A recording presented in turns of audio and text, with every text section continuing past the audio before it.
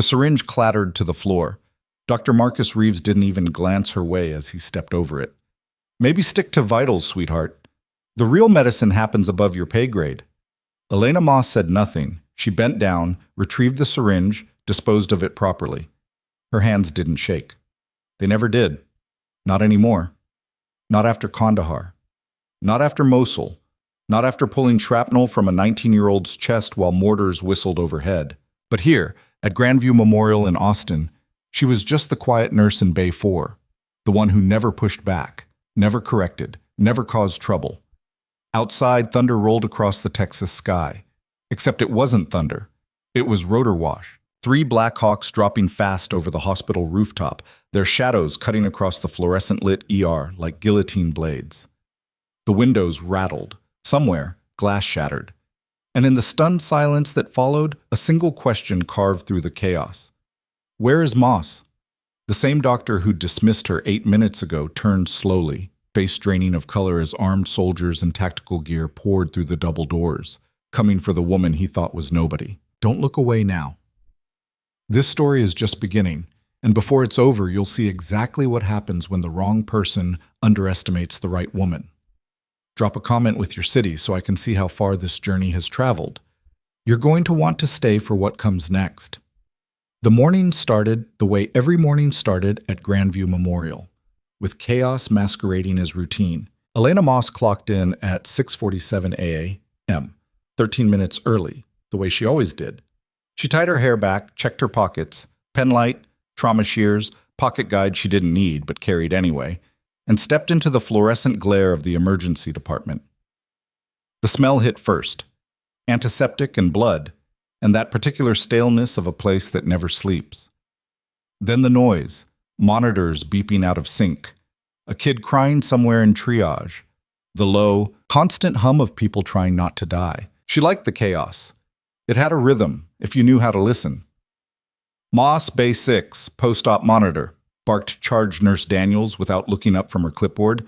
Daniels had the personality of a fire alarm and the warmth of a parking meter, but she ran a tight ship, and Elena respected that. Copy, Elena said. Bay 6 was quiet. Post-op was usually quiet. A middle-aged man recovering from an appendectomy, vitals stable, still groggy from anesthesia. Elena checked his IV line, adjusted the flow rate, scanned his chart. Everything by the book. She made a note, clipped the chart back, moved on. No drama. No recognition. Exactly how she preferred it. Across the department, Dr. Marcus Reeves held court near the central station. Tall, sharp-jawed, with the kind of confidence that came from never being told no. He had his audience, 2 residents and a med student who laughed a little too hard at his jokes. Reeves was good at his job. Elena wouldn't deny that, but he was better at making sure everyone knew he was good at his job. So I told the attending, if you want it done right, don't send a nurse, Reeves said, and the residents chuckled. Elena passed without slowing. She'd heard worse. By 9:30, the ER had cycled through the usual parade. A sprained ankle, a possible stroke, 2 chest pains that turned out to be anxiety, and 1 very drunk college kid who'd tried to climb a fraternity house and lost an argument with gravity. Elena moved between bays like water, efficient, unremarked upon, essential in the way that infrastructure is essential. Nobody notices the foundation until it cracks. She was restocking a crash cart when she heard the commotion in Trauma Bay 2. Raised voices, the high, fast beeping of a monitor in distress. She glanced over. A woman in her 60s, gray-faced, clutching her chest. Possible MI. Dr. Reeves was already there, along with Dr. Patel, one of the ER's newer attendings. Patel looked nervous. Reeves looked annoyed. I need a line in her, shh. Reeves snapped at the resident fumbling with the IV kit. Sometime this decade. The resident's hands shook. The needle missed. The patient groaned. Elena stepped closer, instinct pulling her forward before thought caught up. She could see the problem from 6 feet away. The resident was going for the antecubital vein, but the woman's veins were collapsed, dehydrated, rolling under the skin like marbles. He'd never get it. Try the hand, Elena said quietly, just loud enough to reach the resident. He glanced at her, uncertain. Reeves's head snapped around. Excuse me? Her veins are collapsed in the forearm, Elena said. keeping her voice level. Dorsal hand will be easier. For a moment, Reeves just stared at her. Then he smiled. Thin, sharp, the kind of smile that wasn't really a smile at all. Thank you, Nurse Moss, for that unsolicited input, but I think Dr. Harrison can manage. The resident hesitated, eyes flicking between them. Go ahead, Harrison, Reeves said. Antecubital, like I said. Harrison tried again. Missed again. The patient's oxygen saturation dipped. The monitor screamed louder. Elena's jaw tightened, but she said nothing. She turned and walked back to the crash cart. Behind her, she heard Reeves mutter something to Patel. Patel laughed, nervous, obliging. 3 minutes later, Harrison finally got the line in. On the fourth attempt. In the dorsal hand. Elena didn't look back. Lunch came and went. Elena ate a granola bar in the supply closet, standing up, checking her phone. One text from her sister in Phoenix. Hope work's not kicking your ass too hard. Elena typed back a thumbs-up emoji and pocketed the phone. She didn't talk about work. Not really. What would she say? That she spent her days being invisible? That the same skills that once kept soldiers alive under rocket fire now went unnoticed in a gleaming hospital in Austin? That she'd stopped trying to be seen because being seen only made things harder? It was easier to stay quiet. At 2:15, administration called a staff meeting. Mandatory. Elena filed into the conference room with 24 other nurses, techs, and a handful of doctors. The room smelled like stale coffee and dry erase markers. Director Karen Osborne stood at the front, arms crossed, expression tight. We're implementing a new triage protocol, Osborne said without preamble. Effective immediately. We've had complaints about wait times. The board wants faster turnaround. Elena listened. The new protocol was aggressive, prioritized based on acuity, yes, but also on resource availability. Translation. If the ER was slammed, lower priority patients got bumped. Repeatedly, if necessary. Someone raised a hand. What if a lower priority case deteriorates while waiting? That's why we have reassessment intervals, Osborne said, as if reading from a script. But if we're running at capacity, then you reassess faster. The room went quiet. Elena could see the calculation happening on every face. Faster reassessment meant more work for the same staff. More work meant more mistakes. More mistakes meant more risk. She didn't raise her hand. After the meeting, Daniels caught her in the hallway. You're on triage rotation tomorrow. You good with the new protocol? Elena nodded. I'll manage. Good. Because Reeves is already complaining it's going to slow him down. Daniel's mouth twitched. Not quite a smile, but close. He thinks everything slows him down. Elena almost smiled back. I'll stay out of his way. Smart. The afternoon blurred. A kid with a broken wrist. A woman with abdominal pain that turned out to be nothing. A man in his 40s who came in dizzy and left with a referral to cardiology. Elena moved through it all with the same steady efficiency. No wasted motion, no wasted words. At 5:20, the rhythm broke. The ambulance bay doors slammed open. Paramedics rushing, voices clipped and urgent. Male 22 MVA, GCS 7, hypotensive. Elena was moving before they finished. Trauma Bay 1.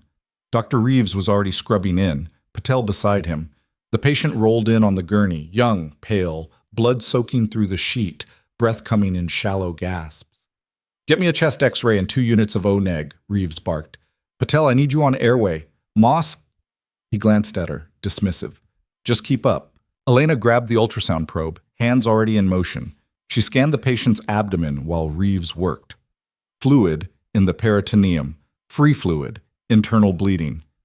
He's bleeding into his belly, Elena said. Reeves didn't look up. I can see that. He needs surgery. Now. I know what he needs. Reeves's voice was flat, irritated. Prep him for OR.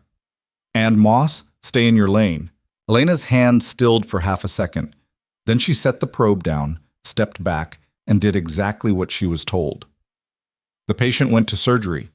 He survived, barely. Elena heard later that he'd lost 2 liters of blood before they got him on the table. Another 10 minutes, and he wouldn't have made it. She didn't mention that she'd flagged the bleed 4 minutes before Reeves acknowledged it. By 7 p.m., the ER had quieted to its usual low roar. Elena was cleaning a suture tray when she heard footsteps behind her. Moss! She turned. Reeves stood in the doorway, still in his scrubs, arms crossed. "A word," he said. It wasn't a question.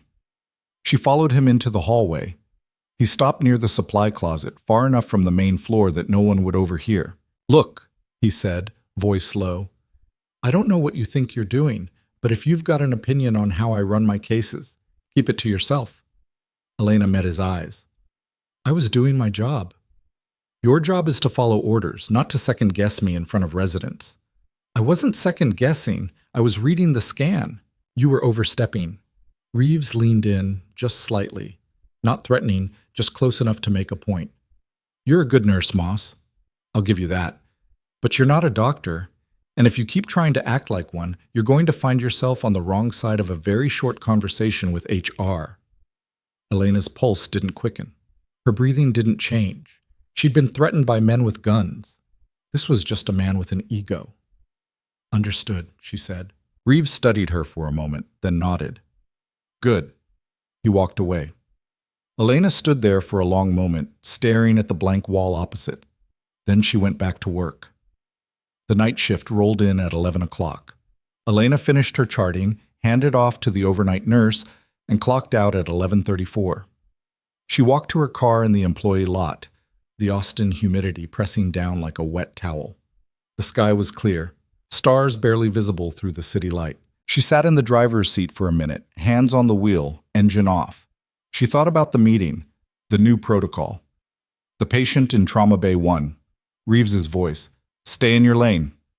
She thought about Kandahar, about the forward operating base where she'd spent 18 months as a combat medic, about the night a mortar hit the med tent and she'd kept working through the smoke and dust and screaming because stopping meant people died. No one had told her to stay in her lane then. No one had needed to. She started the car and drove home. Sam. The next morning, Elena arrived at 6:45, 2 minutes earlier than usual. She didn't know why. Maybe the dream. She'd had it again, the one where she was back in the tent, hands slick with blood, the generator cutting out and plunging everything into darkness. She'd woken up at 4 a.m. and couldn't fall back asleep. So she came in early. Daniels was already at the desk, looking harried.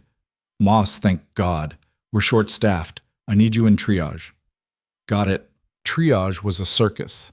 The new protocol had people confused, angry, waiting longer than they expected.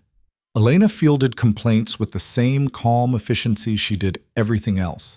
A man with a cough who'd been waiting 90 minutes. A woman with a sprained ankle who didn't understand why the chest pain next to her got called first. A mother holding a feverish toddler, eyes red from crying. Elena worked through them one by one. Vitals, history, acuity score. Next, at 9 a.m., the kid came in. 7 years old, pale, lethargic. The mother said he'd been sick for 2 days, fever, vomiting, not eating.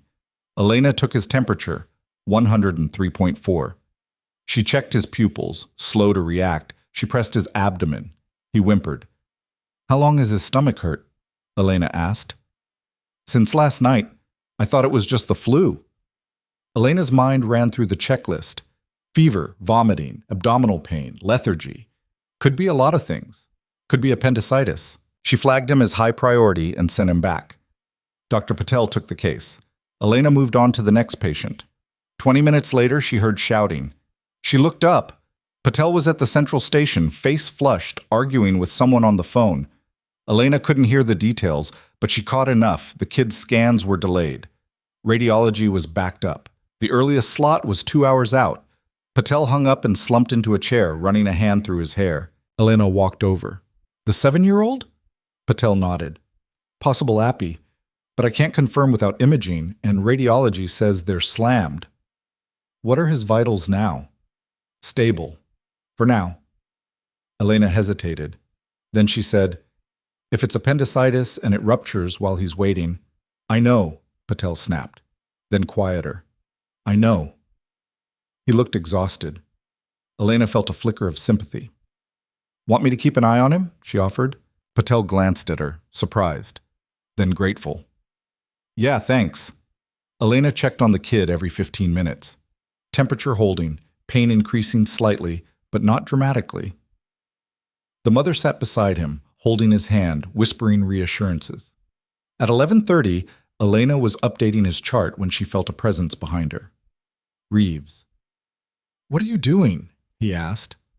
"Monitoring the patient in Bay 8. "Patel's patient?" "Yes," Reeves frowned. "Why?" "He asked me to." "Diddies." Reeves picked up the chart, scanned it. "Possible appendicitis. Waiting on imaging. Radiology's backed up." "So I heard." Reeves set the chart down. "And you thought you'd… what? Play doctor while we wait?" Elena's jaw tightened. "I'm monitoring his vitals. That's my job."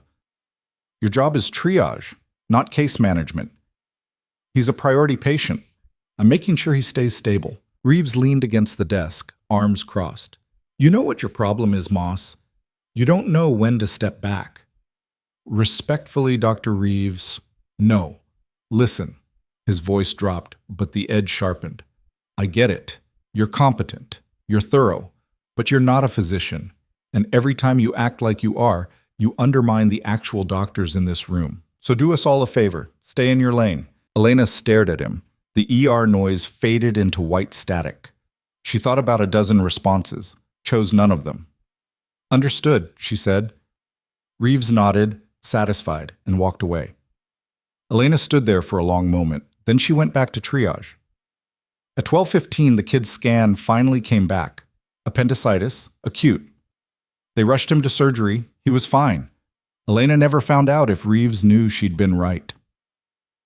The afternoon dragged. Elena moved through the shift on autopilot. Vitals, charts, reassessments. The new protocol was chaos. Patients bumped, rebumped, waiting times ballooning, complaints piling up. Daniels looked ready to murder someone. At 3 o'clock, Elena took her break. She walked outside into the heat and sat on a bench near the ambulance bay. She closed her eyes and tried to remember why she'd left the army. The answer came back the same as always. Because she'd wanted normal. Stability. A life that didn't involve checking corners for IEDs or sleeping with a sidearm under her pillow. She'd wanted to save lives without the war attached. Turned out the war was just quieter here. At 3:45, the first ambulance rolled in. Female, 38, possible stroke. Elena was up and moving. By 4:30, there were 3 more. Male, 62, chest pain. Female, 16, seizure. Male, 45, unresponsive. The ER lit up like a battlefield, every bay full. Doctors shouting orders, nurses sprinting between stations, monitors screaming. Elena slipped into the rhythm. This, she knew. This, she was built for. She was starting an IV on the seizure patient when she heard the sound. Low, distant, growing louder. Rotors. She looked up. Through the ER windows, she saw them. 3 helicopters, black, unmarked, dropping fast toward the hospital roof. The room went quiet. Then the doors burst open. Soldiers, tactical gear, rifles slung low but ready. A dozen of them, moving in formation, scanning the room with the kind of efficiency that said they'd done this before.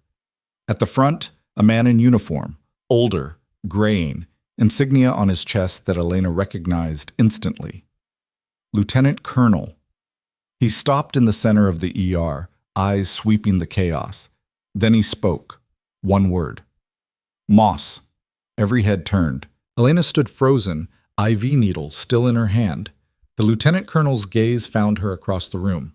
His expression didn't change. "Captain Moss," he said, louder now, "we need you." The needle slipped from her fingers, and in the stunned silence that followed, Dr. Marcus Reeves turned slowly to stare at the quiet nurse he'd dismissed 8 minutes ago. The woman he thought was nobody. The woman the military had just sent a strike team to find. The lieutenant colonel's boots hit the linoleum with the kind of authority that made people forget they were standing in a civilian hospital.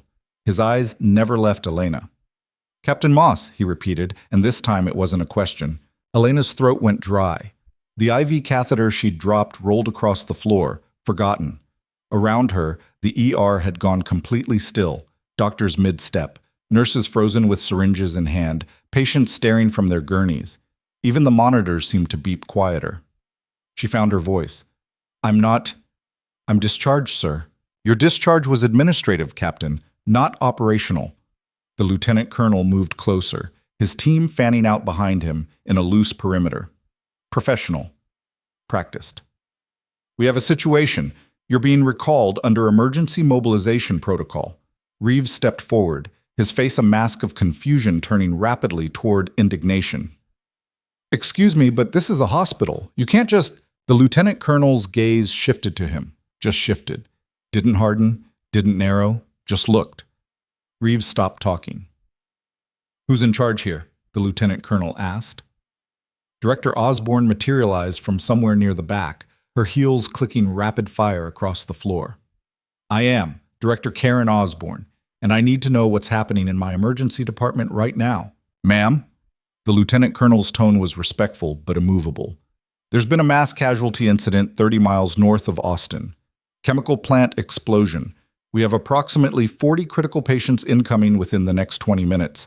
We need your facility and we need Captain Moss. Osborne's face went pale. 40 critical. We don't have capacity for... You do now. He gestured and two of his soldiers moved to the doors, already coordinating on radios. We're bringing in additional medical personnel and supplies, but we need someone who can run triage and trauma coordination in a mass cast scenario. Your staff is good, but she, he nodded at Elena, has done this under fire. Multiple tours. She's the most qualified person in this building. Osborne looked at Elena. Really looked. Maybe for the first time since Elena had started working here 8 months ago. Is this true? Elena's heart was hammering against her ribs, but her voice came out steady. Yes, ma'am. Why didn't you put that on your application? You didn't ask. The silence that followed could have cut steel. Osborne turned back to the lieutenant colonel. How long do we have? 17 minutes, maybe less. Then we don't have time for this conversation. Osborne's voice shifted into the clipped efficiency of someone who just realized they were standing at the edge of a cliff. Moss, Captain Moss, what do you need? And just like that, the room tilted. Elena felt the shift in her chest, in her lungs, in the muscle memory that had been sitting dormant for 3 years. She looked around the ER, at the bays, the equipment, the staff still staring at her like she'd grown a second head, and her brain started moving in ways it hadn't been allowed to move since she'd traded her uniform for scrubs. Clear bays 1 through 6 completely. Root current patients to the west wing. I need crash carts staged at every other bay. Respiratory therapy on standby. Blood bank. Get me 20 units of O negative up here now, plus FFP and platelets. We'll need intubation kits, chest tubes, pressure dressings. She turned to Daniels, who was staring at her with her mouth half open. Get me a whiteboard and dry erase markers. I'm setting up a visual command board. Daniels blinked, then nodded. On it. Elena looked at the lieutenant colonel. What's the contamination risk? Unknown chemical exposure. Patients will be decontaminated on site before transport, but we're treating this as potentially hazardous until confirmed otherwise. We'll need a contamination protocol, separate intake, full PPE for everyone in contact. She scanned the room. Who here has hazmat training? 3 hands went up. One was Patel. Elena caught his eye and saw something shift there. Recognition, maybe. Or just fear. You 3 are on decon screening. Anyone shows signs of secondary exposure, they get isolated immediately. She turned back to Osborne. I need authorization to override the standard triage protocol. Osborne didn't hesitate. You have it. Good. Elena's pulse was still racing, but her hands were steady. This was the part she knew, the part that made sense. Reeves. He flinched when she said his name. You're running Trauma Bay 1. Patel, Bay 2. I need your best surgeons scrubbed and ready. We're going to get patients who need immediate intervention, and we won't have time for consults. Reeves opened his mouth, closed it, opened it again. You're giving me orders? Elena met his eyes. Yes. For a moment, she thought he'd push back. Thought he'd make this harder than it needed to be. But the lieutenant colonel was standing right there, and the clock was ticking, and maybe, just maybe, Reeves was smart enough to recognize when the situation was bigger than his ego. Fine, he said. Bay 1. Elena nodded and turned away before he could see the relief on her face. The next 15 minutes were controlled chaos. The ER transformed around her like a living thing. Beds wheeled out, equipment wheeled in, staff moving with the kind of urgency that only came when you knew something terrible was about to walk through your doors. Elena moved through it all, directing, coordinating, answering questions she didn't know she still remembered the answers to. The whiteboard went up. She divided it into sections: red for critical, yellow for serious, green for stable. Assigned teams, designated roles. Wrote it all out in her cramped, precise handwriting while her mind raced 3 steps ahead. Daniels appeared at her elbow with a stack of PPE gowns. We're short on N95s. Get what we have to the decon team first. Everyone else, double masks. Elena didn't look up from the board. What's our ventilator situation? 6 available, 2 more in the ICU if we need them. We'll need them. Get someone up there now to prep for patient transfers. Daniels left without another word. One of the soldiers approached, younger, maybe 25, corporal's stripes on his sleeve. Ma'am, we have incoming ETA at 12 minutes. First wave is 10 critical, 6 serious. Decon status? On-site team says minimal contamination risk. They're clearing patients hot. Good. Tell them we're ready. He nodded and stepped away, speaking into his radio. Elena turned and found the lieutenant colonel watching her from across the room. He didn't say anything, just gave her a single nod. She nodded back. Then the doors opened and the first ambulance screamed in. The woman on the gurney was maybe 30, covered in burns, her breathing shallow and labored. The paramedic rattled off vitals as they rolled her past. BP dropping, O2 sat in the low 80s, probable inhalation injury. Bay 3, Elena called. Get respiratory down here now. The second patient came in right behind the first. Male, 50s, unconscious, massive head trauma. She sent him to Bay 1 with Reeves, then a third, a fourth, a fifth. They kept coming. Elena stood at the central hub, the whiteboard behind her, coordinating the flow like she was conducting an orchestra. Red patients to trauma bays, yellow to secondary, green to the waiting area with a nurse assigned to monitor. Every decision made in seconds, every call final. She'd forgotten what this felt like, the clarity of it, the terrible, beautiful simplicity of knowing exactly what needed to happen next. A nurse she didn't recognize ran up, breathless. We've got a kid in Bay 7, 10 years old, severe respiratory distress, intubate. Now. Is respiratory there? On the way. Move. The nurse ran. Across the room, she heard Reeves shouting for more blood. Patel was elbow deep in a chest tube insertion. Someone's monitor was alarming. A woman was screaming in Spanish. The smell of disinfectant and blood and something chemical, burnt plastic maybe, filled the air. Elena's radio crackled. The corporal again. Second wave incoming, 15 patients, ETA 6 minutes. Copy. She updated the board. Reshuffled assignments. Called for more hands. Daniels appeared again, face flushed. We're running low on gauze and chest seals. Supply closet in the West Wing. There's an emergency stock. Authorization code is 4729. Daniels stared at her. How do you know that? I memorized the inventory layout my second week. Elena didn't have time to explain that memorizing things, exits, supplies, protocols, was a reflex left over from deployments where forgetting could get you killed. Go. Daniels went. A doctor Elena didn't know approached, surgical mask pulled down around his chin. I'm Dr. Vance, vascular surgery. Heard you needed extra hands. Bay 5, possible arterial bleed. Reeves is tied up. Vance nodded and moved. The minutes blurred. Patient after patient, decisions stacking on decisions. Every time Elena thought they'd hit capacity, another ambulance rolled in. She stopped counting after 20. Stopped thinking about anything except the next patient, the next call, the next crisis. At some point, she didn't know when, she realized Reeves was staring at her from across the ER. Not with anger, not with resentment, just staring, like he was seeing someone he'd never met before. She didn't have time to care. A young man came in seizing, his body convulsing on the gurney. Elena sent him to Bay 2 with orders for Ativan and an immediate CT. A woman with third-degree burns over 40% of her body went straight to the ICU. An older man, stable but shocky, went to yellow. The radio crackled again. Third wave. 20 patients, critical and serious mix. Elena's hand tightened on the marker. 20 more. They were already at the breaking point. But braking wasn't an option. Get the West Wing prepped for overflow, she said to Daniels. Move anyone in yellow who's stable. We need the bays. It happened around patient 32. A man in his 40s, unconscious, vitals tanking. Elena sent him to Bay 1, but Reeves was still working on the head trauma from earlier. Patel was tied up. Vance was in surgery. There was no one. Elena looked at the patient, looked at the monitor, looked at the ER around her. Every doctor occupied, every bay full, every second counting. She made the call. Get him to Bay 4. I'm taking him. The nurse pushing the gurney hesitated. You? Move. They moved. Elena snapped on gloves, her hands moving automatically.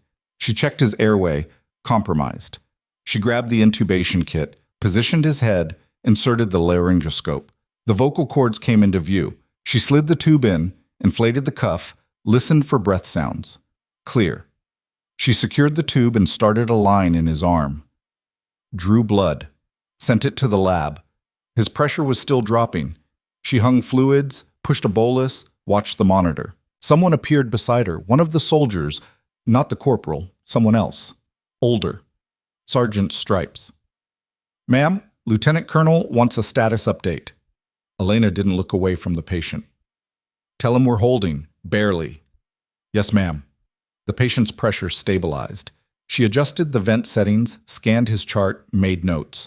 When she finally stepped back, her hands were shaking. Not from fear, from adrenaline. From the sheer weight of holding someone's life in her hands and refusing to let go. She looked up and saw Osborne standing near the doorway, watching her. Their eyes met. Osborne looked away first. By the time the last patient rolled in, it had been 2 hours and 40 minutes since the first ambulance. 53 patients total. 12 critical saves. 6 immediate surgeries. 2 deaths, both from injuries sustained before they'd even reached the hospital. Elena stood at the whiteboard, updating the last entries, and felt the exhaustion hit her like a freight train. Her legs were shaking, her back ached, her throat was raw from shouting orders, but they'd done it. The lieutenant colonel approached, his face unreadable. Captain, she turned. Sir, hell of a job. Thank you, sir. He glanced around the ER, at the controlled chaos still humming in the background, at the staff moving between bays, at the patient stabilized and breathing and alive. I need to debrief you, privately. Elena nodded. Yes, sir. He led her to a small conference room off the main hallway. The door closed behind them, and suddenly the noise cut out. Just the two of them in a quiet room that smelled like burnt coffee. The lieutenant colonel didn't sit. Neither did Elena. I'm going to be direct, he said. We need you back. Elena's stomach dropped. Sir, I'm discharged. I know. But that was a medical separation, and we both know the psych eval was bullshit. She flinched, just barely. But he saw it. You didn't have PTSD, Captain. You were exhausted, burned out. You'd done 4 tours in 6 years, and command pushed you past your breaking point. So you took the out they offered. He paused. I don't blame you, but the situation's changed. What situation? The world. He said it simply, like it explained everything. Maybe it did. We're stretched thin. We've got conflicts spinning up in 3 different regions, and we're short on experienced combat medics, people who can do what you just did, walk into chaos and turn it into order. We need you. Elena shook her head. I can't. Why not? Because I'm done with that life. The words came out harder than she intended. I did my time. I paid my dues. I'm not going back. The lieutenant colonel studied her. You sure about that? Yes. Then why'd you look so alive out there? The question landed like a punch. Elena opened her mouth, closed it, had no answer. You can lie to yourself, Captain, but I've been doing this long enough to know what someone looks like when they're finally doing what they're meant to do. He stepped closer, voice dropping. You don't belong in a quiet ER filling out charts. You belong in the field, saving lives when it counts. I save lives here. Do you? He glanced toward the door, toward the ER beyond. Or do you just follow orders from doctors who don't know half of what you do? Elena's jaw tightened. That's not fair. No, it's not. But it's true. He pulled a card from his pocket and set it on the table between them. I'm leaving this here. You've got 72 hours to think about it. After that, the offer expires.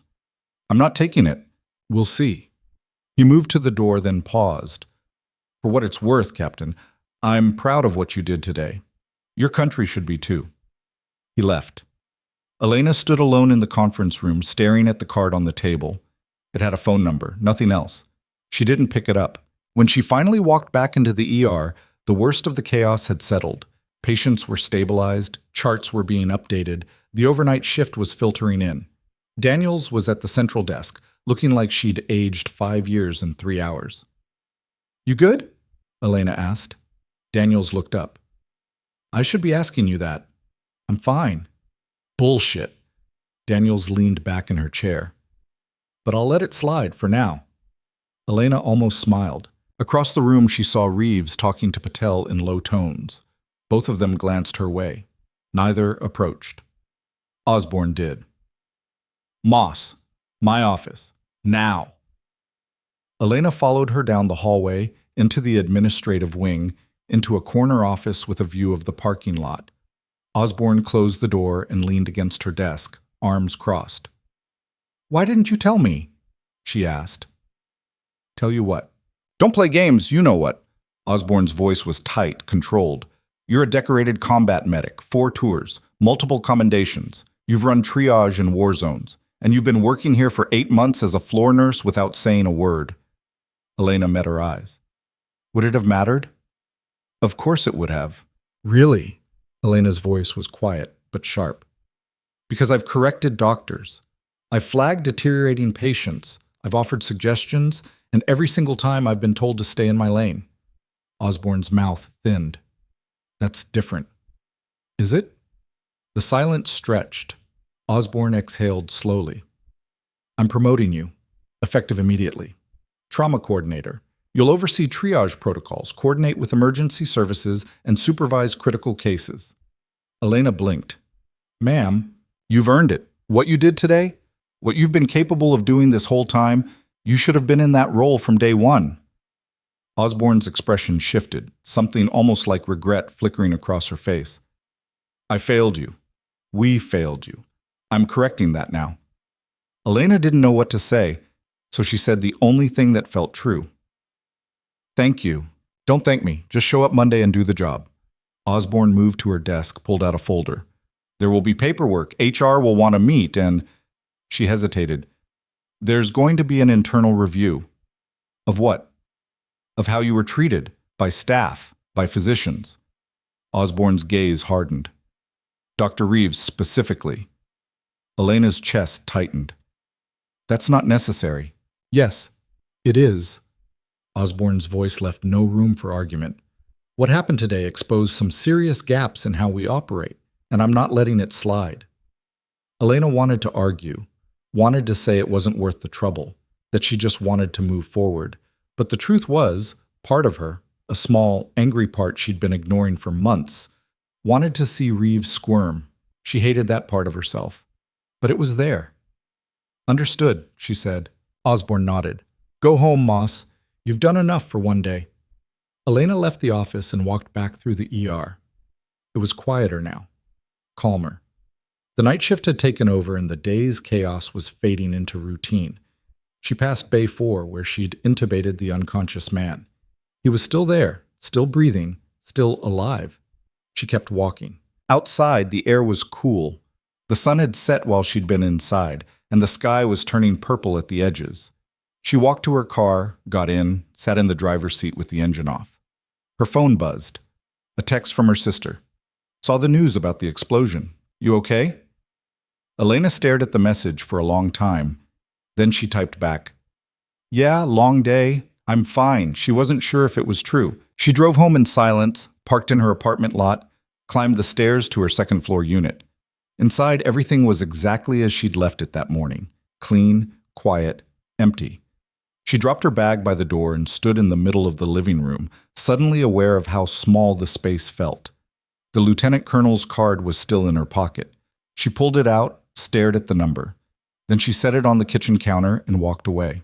She showered, changed into sweatpants and a t-shirt, made tea she didn't drink, sat on the couch with the TV on mute, watching images flicker across the screen without seeing them. Her phone buzzed again. This time, it wasn't her sister. It was a number she didn't recognize. The message was short. We need to talk. Tomorrow. 8 a.m. Don't be late. Reeves. Elena stared at the screen. Then she set the phone down and closed her eyes. She thought about the ER, about the patients, about the look on Reeves's face when the lieutenant colonel had called her captain. She thought about the card on the counter, and she thought about the question the lieutenant colonel had asked, "Why'd you look so alive out there?" She didn't have an answer, but somewhere, deep in the part of her she'd been trying to bury for 3 years, something whispered back, "Because it's who you are." The next morning, Elena arrived at the hospital at 7:45 a.m. Reeves was already there. He was waiting in the same conference room where the lieutenant colonel had debriefed her, sitting at the table with his hands folded in front of him. He looked tired, older than he had yesterday.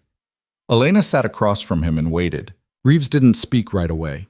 He just looked at her, and for the first time since she'd started working here, she saw something in his expression that wasn't arrogance or irritation. It was uncertainty. "I owe you an apology," he said finally. Elena said nothing. "I was wrong. About you. About—" He stopped, searching for words. "I've been a doctor for 15 years. I'm good at what I do. But yesterday, watching you—" He shook his head. "You ran that ER better than I ever could have, and I spent 8 months treating you like you were invisible." "You did." Reeves flinched. "I know." "So why?" Elena's voice was calm, but there was steel underneath. "Why did you dismiss me? Why did you tell me to stay in my lane every time I tried to help?" He was quiet for a long moment. Then he said, "Because you made me feel inadequate." The honesty of it caught her off guard. "Every time you corrected me," he continued, "every time you saw something I missed, it felt like you were showing me up, and I couldn't handle it." He met her eyes. "That's not an excuse. It's just the truth." Elena studied him, saw the cracks in the facade. The ego, yes, but underneath it, something fragile. "I don't want your job," she said quietly. "I never did. I just wanted to do mine." "I know that now." "Do you?" Reeves nodded. "Yeah, I do." They sat in silence. Then Reeves said, "Osborne told me about the promotion, trauma coordinator." "She did. You deserve it." He paused. "And for what it's worth, I'll support you, whatever you need." Elena didn't smile, but she nodded. "Okay." Reeves stood, hesitated, then extended his hand. Elena looked at it for a moment. Then she shook it. When she left the conference room, she felt lighter. Not forgiven, not yet, but acknowledged. Seen. It was a start. She was halfway to the ER when her phone rang. Unknown number. She answered. "This is Moss." "Captain Moss?" The voice was familiar. Not the lieutenant colonel, someone else. "Who is this?" "Colonel Angela Rivera. I work with Lieutenant Colonel Harmon. He briefed me on yesterday's situation." Elena's grip tightened on the phone. "I already told him. I'm not calling about recruitment." Rivera's tone was brisk, professional. "I'm calling because we have a problem, and you're the only person who can help us solve it." Elena stopped walking. "What kind of problem?" "The chemical plant explosion wasn't an accident." The floor seemed to tilt. "What?" "It was deliberate, sabotage, and the people responsible just sent a message." Rivera's voice dropped. "They're targeting hospitals next, specifically hospitals that treated casualties from yesterday." Elena's blood went cold. "Grandview." "Yes." "When?" "We don't know. Could be today. Could be tonight. We're working on threat assessment now." Rivera paused. "But Captain, if they hit you, it's going to be bad. And we need someone on the inside who knows how to handle a crisis. You want me to stay?" "I want you to prepare. Coordinate with your administration. Lock down your facility. And if something happens—" Rivera's voice hardened. "You do what you did yesterday. You keep people alive." Elena closed her eyes, felt the weight of it settle on her shoulders. "Understood," she said. "Good. I'll have a team on site within the hour for security assessment. They'll coordinate with you directly." The line went dead. Elena stood in the hallway, phone still pressed to her ear, and felt the world narrow to a single, terrible point of clarity. Yesterday wasn't over. It had just begun. And somewhere out there, someone was coming for them. Elena pushed through the ER doors and found Osborne already at the central desk, face locked onto her computer screen. She looked up when Elena approached, and something in her expression said she already knew. "They called you too," Elena said. 10 minutes ago, FBI, Homeland Security, and someone from the Defense Department whose title I didn't catch. Osborne stood, smoothing her blazer in a gesture that looked automatic, nervous. "They're sending a tactical team to sweep the building. We're supposed to cooperate fully and not panic the staff." "Good luck with that second part." Osborne's mouth twitched, not quite a smile. "I'm locking down elective procedures, diverting new admissions to Methodist and St. David's. We keep essential staff only." They'll ask why. I'll tell them we're over capacity from yesterday. It's not a lie. Osborne's eyes flicked to the ER floor behind Elena, where the morning shift was filtering in, oblivious. "How do we do this without causing a stampede?" Elena thought fast. "We don't announce a threat. We call it a security audit. Heightened protocols after a mass casualty event. Staff will grumble, but they'll comply. And if something actually happens, then we'll already be in position." Osborne held her gaze for a long moment, then nodded.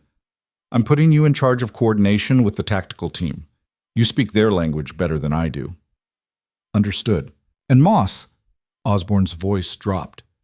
"If this goes bad, I need you to promise me something." "What?" "That you'll get as many people out as you can." Elena's chest tightened. She wanted to say that nothing was going to happen, that this was just precautionary, that the threat was probably nothing, but she'd learned a long time ago that promises built on hope were the first ones to break. "I'll do my best," she said. It was the only honest answer she had. The tactical team arrived at 9:17 a.m. in unmarked vans that pulled into the loading dock like they were delivering supplies. 6 operators in civilian clothes, ballistic vests hidden under windbreakers, sidearms concealed but ready. The team lead was a woman in her 40s named Sergeant Kira Vol, compact and efficient, with the kind of eyes that cataloged exits before she cataloged faces. Elena met them in the loading area. Vol extended a hand. "Captain Moss." "Just Moss now." "Noted." Vol's handshake was firm, brief. "We're doing a full sweep, ground floor to roof. Looking for secondary devices, breach points, anything that doesn't belong. How many access points does this building have?" 14. Main entrance, ER ambulance bay, 2 side entrances, loading dock, 4 stairwell exits, helipad, and 3 maintenance access points in the basement. Vol's eyebrow lifted slightly. "You memorize that?" "I memorize everything." "Good. Makes my job easier." Vol gestured to her team. "We'll start with high traffic areas and work down. I need someone who knows this building to walk us through. That you?" "It is now." They moved through this hospital like ghosts. Vol's team split into pairs, sweeping each floor with methodical precision, while Elena guided them through the labyrinth of hallways, storage rooms, and mechanical spaces that most staff never saw. They checked access panels, inspected ventilation systems, ran handheld sensors over anything that looked remotely suspicious. In the basement, near the old boiler room, one of Vol's operators, a younger guy named Hayes, stopped at a service door. "This supposed to be unlocked?" Elena stepped closer. The door was steel, painted industrial gray, with a keycard reader that should have been active, but the lock mechanism was disengaged, the door sitting slightly ajar. "No," Elena said quietly. Vol moved forward, hand going to her sidearm. She nodded to Hayes, who pushed the door open slowly, revealing a narrow corridor lined with pipes and electrical conduits. The air smelled like rust and something chemical Elena couldn't place. They moved in. Flashlights cutting through the darkness. Elena stayed behind Vol, pulse hammering but feet steady. Halfway down the corridor, Hayes stopped again. "Got something." He crouched near a junction box on the wall. Attached to it was a small rectangular device, matte black, with a blinking red LED. Vol's voice was ice. "Everyone out! Now!" They backed out of the corridor in controlled silence. Once they were clear, Vol pulled out a radio. "Command, we have a possible IED in the basement service corridor, West Wing, requesting EOD." The response crackled back immediately. "Copy. EOD, en route. ETA, 12 minutes. Evacuate the area." Vol looked at Elena. How many people are in this building right now? 200, maybe more. We need them out. Elena's mind raced. A full evacuation would take time they might not have, but a partial evacuation would leave people exposed if the device went off.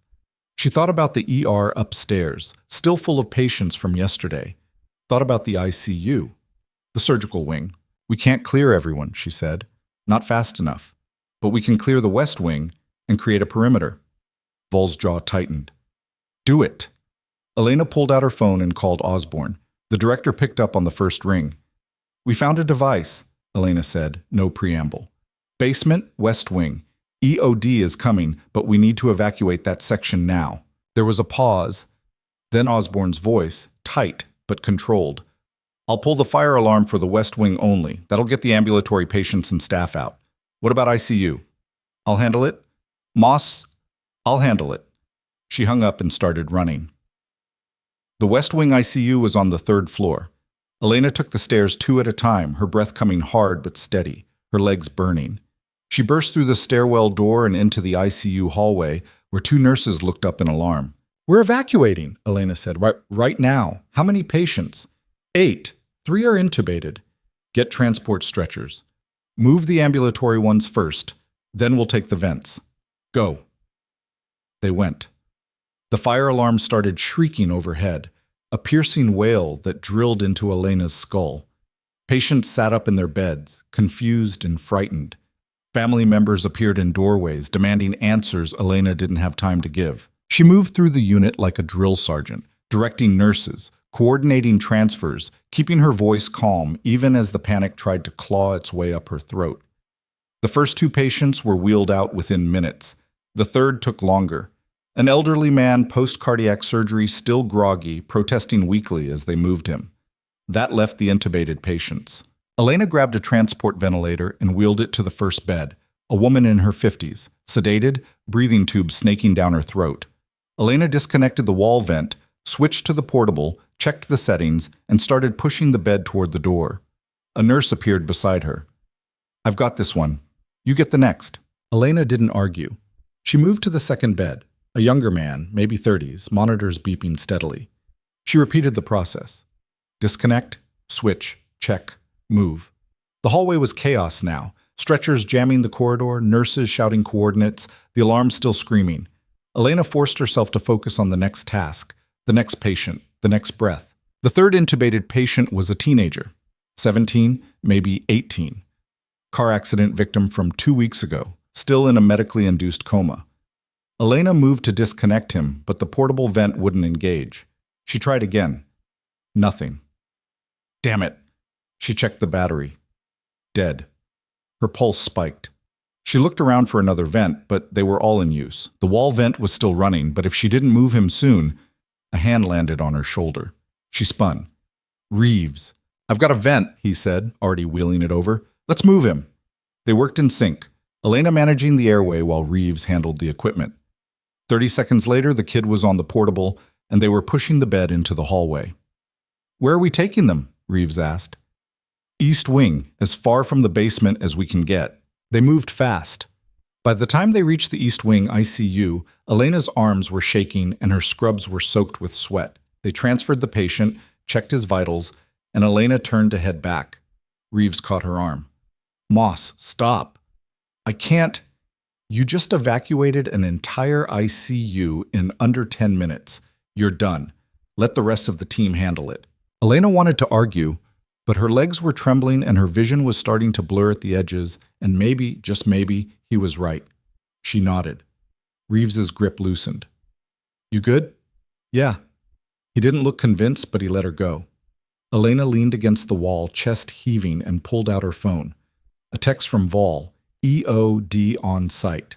Device is live. Working on disarm now. She typed back. West Wing clear. ICU patients relocated. The response came fast. Good work. Stand by. Elena closed her eyes and tried to slow her breathing. Around her, the hospital hummed with controlled chaos. Staff relocating patients, security managing the evacuation, administrators fielding questions from confused families.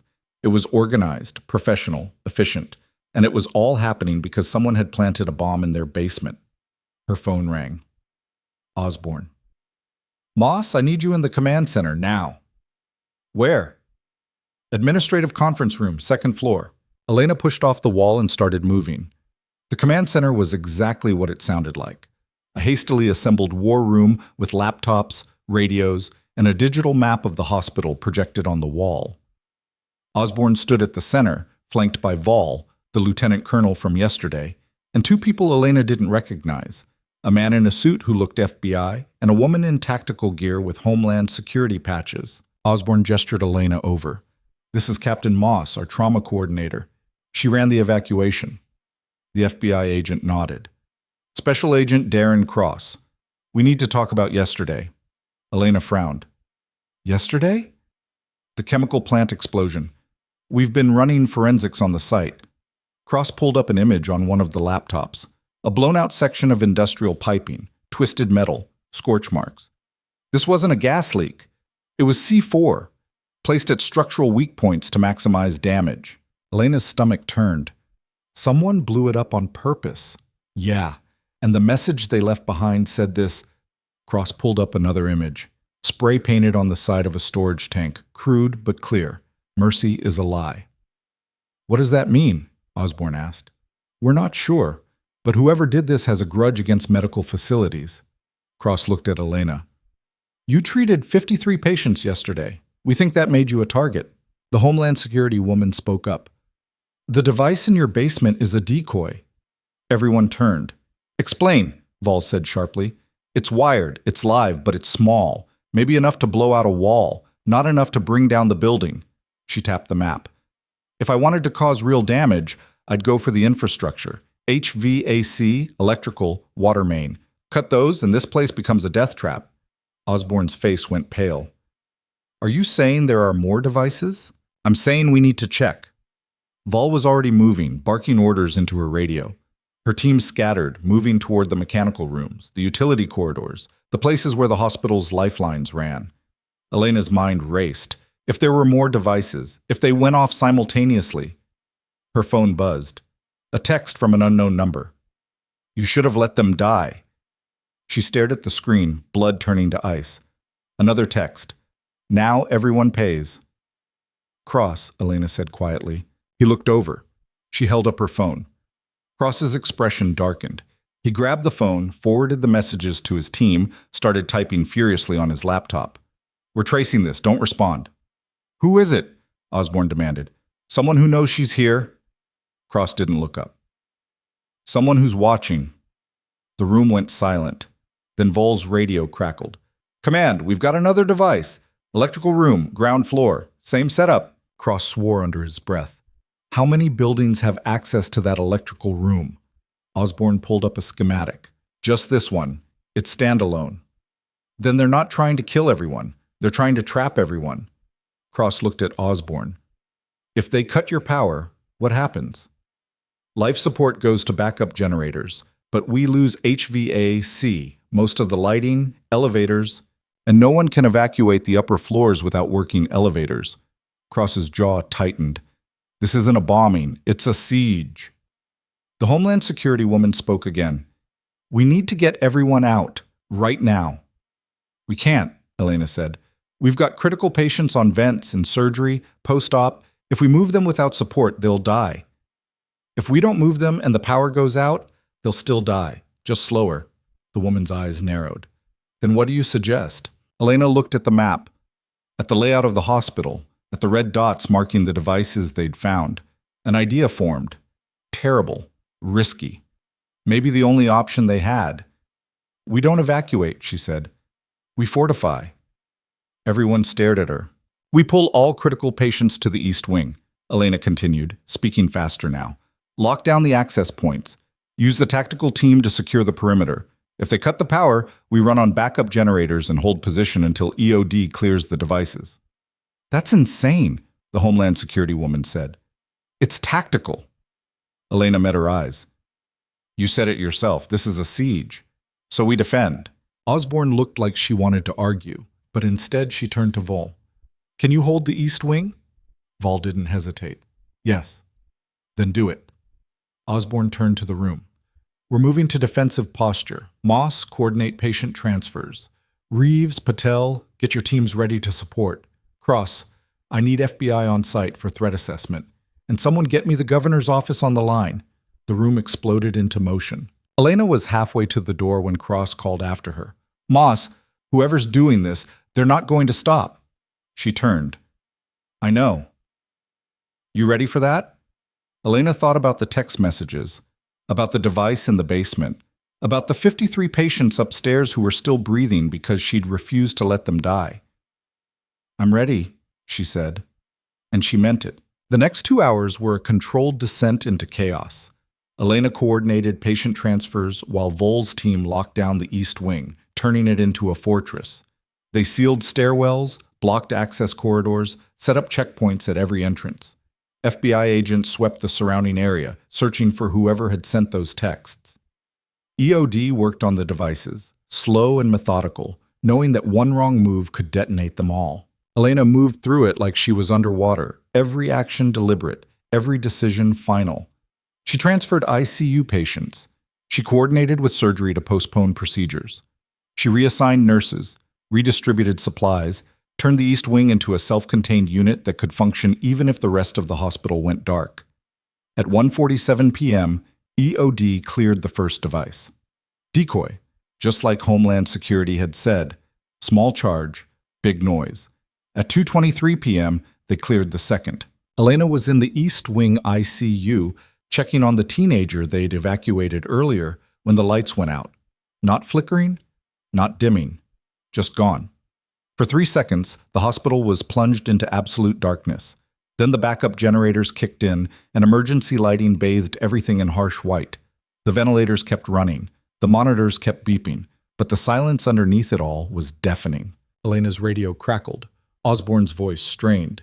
We just lost main power. Generators are holding, but we're running on limited capacity. Understood, Elena said. East Wing is stable. Good, because we've got a problem. What kind of problem? The kind that just walked through our front door. Elena's blood went cold. How many? 2, armed. They're demanding access to the patient records from yesterday. Don't give it to them. They're threatening to detonate another device if we don't comply. Elena closed her eyes. This was it, the moment everything tipped. Where are they now? She asked. Main lobby. Security's trying to contain them, but... A gunshot cracked through the radio, then screaming. Osborne! Elena shouted. No response. Elena ran. She hit the stairwell at full speed, taking the steps 3 at a time, her radio clutched in one hand. Behind her, she heard Reeves shouting something, but she didn't stop. Couldn't stop. She burst into the ground floor hallway and nearly collided with a security guard stumbling backward, hand pressed to his shoulder, blood seeping through his fingers. Where are they? Elena demanded. He pointed toward the main lobby, face white with shock. Elena moved past him, every instinct screaming at her to turn around, to get out, to run, but her feet kept moving forward. The lobby was a war zone. Overturned chairs, shattered glass, 2 men in tactical gear standing near the reception desk, rifles raised. One of them had his weapon trained on a group of huddled civilians. The other was yelling at someone Elena couldn't see. Then she saw Osborne on her knees, hands behind her head, face bruised. Elena's vision narrowed. She stepped into the lobby, hands raised. Hey! Both men turned. The one closest to Osborne swung his rifle toward Elena. Who the hell are you? I'm the person who treated the casualties yesterday. Elena kept her voice steady, her hands visible. You want patient records? I can get them for you. Moss, don't... Osborne started. The man hit her with the stock of his rifle. Not hard enough to knock her out, but hard enough to shut her up. Elena's hands curled into fists, but she forced them to stay raised. Let her go. I'll give you what you want. The second man laughed, sharp, ugly. You think we're here for records? Then what do you want? Justice. He stepped closer, and Elena saw his face clearly for the first time. Young, maybe 25. Eyes burning with something that looked like grief. You saved them, the people who destroyed my family. You kept them alive. Elena's chest tightened. Who? The plant workers, the executives, the ones who cut corners and ignored safety reports and let my sister die in that explosion. His voice cracked. She called me, right before it happened, told me something was wrong, and I told her it'd be okay. He raised his rifle, pointing it at Elena's chest. She burned to death, he said. And you saved the people who killed her. Elena didn't move, didn't breathe. I didn't know, she said quietly. Doesn't matter. You chose. I chose to save lives, all of them. Wrong answer. His finger moved toward the trigger. And in that split second, Elena made her own choice. She dove, not away. Toward. The rifle discharged, the shot going wide, slamming into the wall behind her. Elena hit him low, driving her shoulder into his midsection, momentum carrying them both to the ground. He tried to bring the rifle around, but she grabbed it, twisted, used his own weight against him. Behind her, she heard shouting. Gunfire, footsteps pounding. The man underneath her snarled and threw an elbow that caught her in the jaw. Stars exploded across her vision, but she didn't let go. Couldn't let go. Then hands were pulling her back. Vol's team, moving in fast and hard, weapons raised. They hauled the man up, pinned him, disarmed him. Elena staggered to her feet, ears ringing, jaw throbbing. The second man was already on the ground, hands zip-tied behind his back. Osborne was being helped up by one of the FBI agents, blood trickling from her temple. Vol appeared at Elena's side. You okay? Elena nodded, even though she wasn't sure. Across the lobby, the young man who'd pointed a gun at her was being led away. He looked back at her once, and the expression on his face wasn't anger anymore. It was grief. Raw and bottomless and utterly devastating. Elena looked away. Cross approached, holstering his sidearm. We got them. That's everyone. How do you know?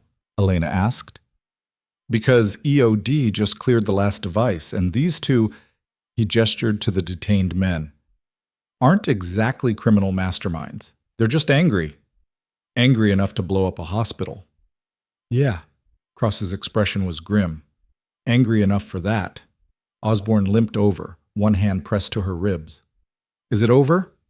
Cross nodded. It's over. Elena wanted to believe him, wanted to feel relief or triumph or anything other than the hollow exhaustion settling into her bones. But all she felt was tired. The power came back online an hour later.